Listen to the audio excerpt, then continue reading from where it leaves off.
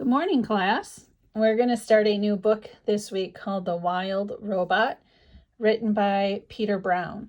So every day I'm going to read a few chapters, and then I'm going to assign some chapters that you will read on your own. So today I'm going to read chapters 1 through 5. So I'm going to scroll down.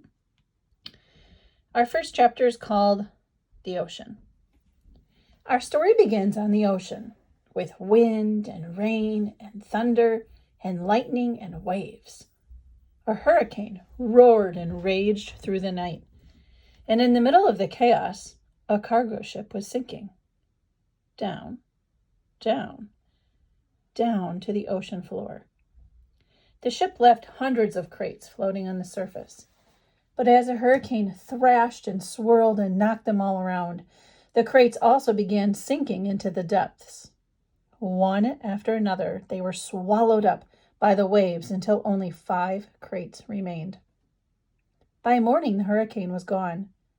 There were no clouds, no ships, no land in sight. There was only calm water and clear skies, and those 5 crates lazily bopping along the ocean current. Days passed, and then a smudge of green appeared in the horizon. As the crates drifted closer, the soft green shapes slowly sharpened into the hard edges of a wild, rocky island. The first crate rode to the shore on a tumbling, rumbling wave, and then crashed against the rocks with such force that the whole thing burst apart. Now, reader, what I haven't mentioned, is that tightly packed inside each crate was a brand new robot. The cargo ship had been transporting hundreds of them before it was swept up into the storm. Now only 5 robots were left. Actually, only 4 were left, because when the first crate crashed against the rocks, the robot inside shattered to pieces. The next thing happened to the next crate. It crashed against the rocks, and the robot parts flew everywhere. Then it happened to the next crate, and the next. Robot limbs and torsos were flung into the ledges. A robot head splashed up into a tide pool. A robot foot skittered into the waves. And then it came to the last crate. It followed the same path as the others, but instead of crashing against the rocks, it sloshed against the remains of the first 4 crates. Soon, more waves were heaving it up out of the water, and it soared through the air, spinning and glistening until it slammed down onto a tall shelf of rock. The crate was cracked and crumpled, but the robot inside was safe. Chapter 2, The Otters. The island's northern shore had become something of a robot gravesite. Scattered across the rocks were broken bodies of 4 dead robots. They sparkled in the early morning light, and their sparkles caught the attention of some very curious creatures.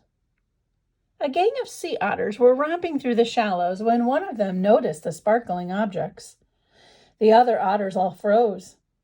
They raised their noses to the wind, and they smelled only sea. So they cautiously crept over the rocks to take a closer look. The gang slowly approached the robot torso. The biggest otter stuck out his paw, swatting the heavy thing, and quickly jumped back. But nothing happened.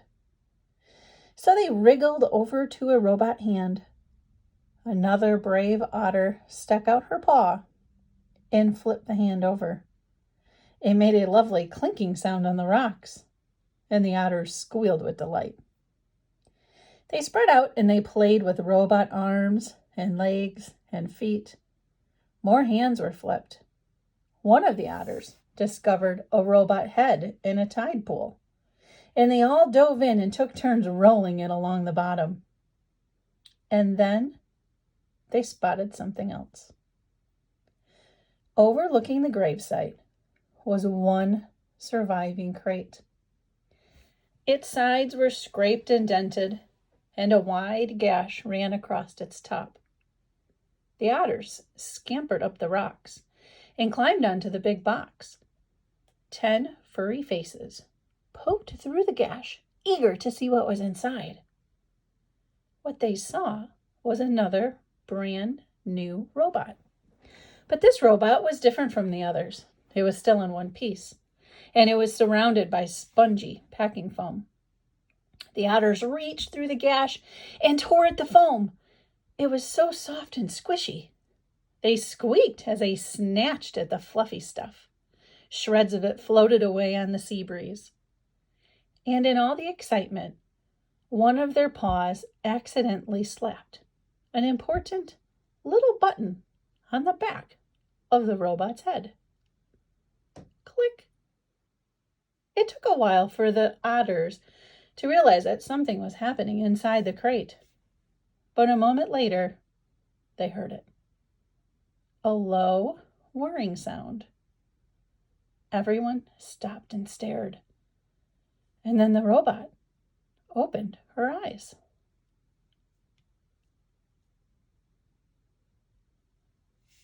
Chapter 3, The Robot. The robot's computer brain booted up. Her programs began coming online. And then, still packed in her crate, she automatically started to speak. Hello, I am Razum, Unit 7134, but you can call me Raz. While my robotic systems are activating, I will tell you about myself.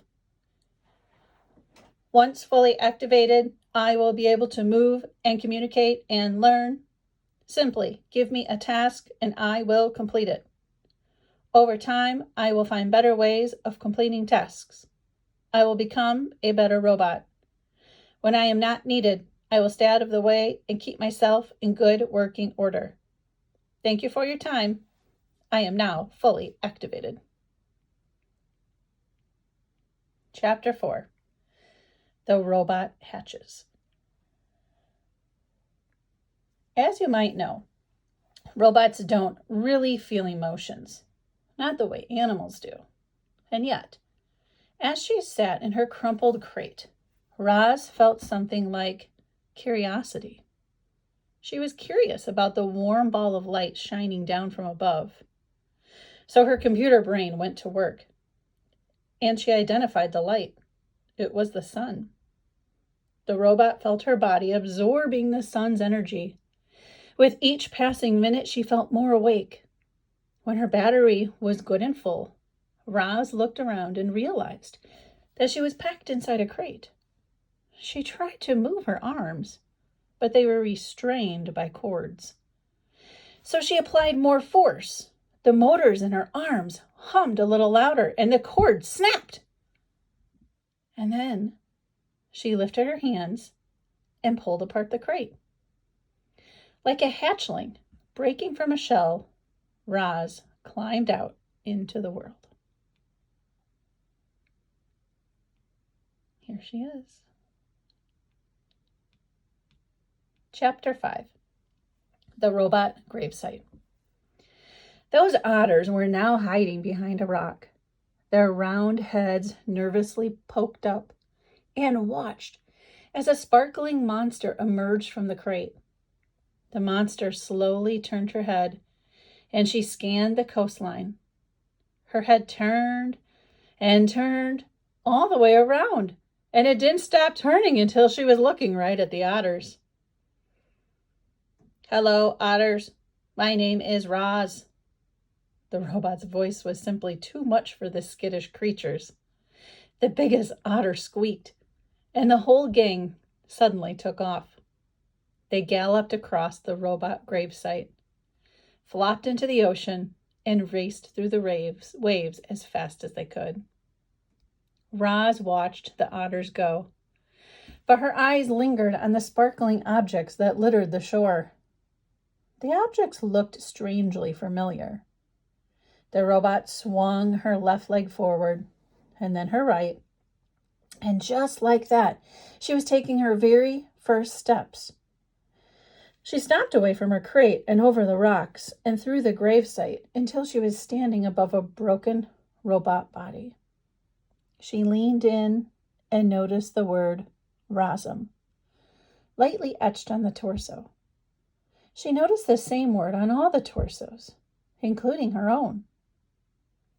Roz continued exploring the gravesite until a playful little ocean wave washed over the rocks. She automatically stepped away from it. Then a bigger wave sloshed toward her, and she stepped away again. And then a gigantic wave crashed over the rock and engulfed the entire gravesite.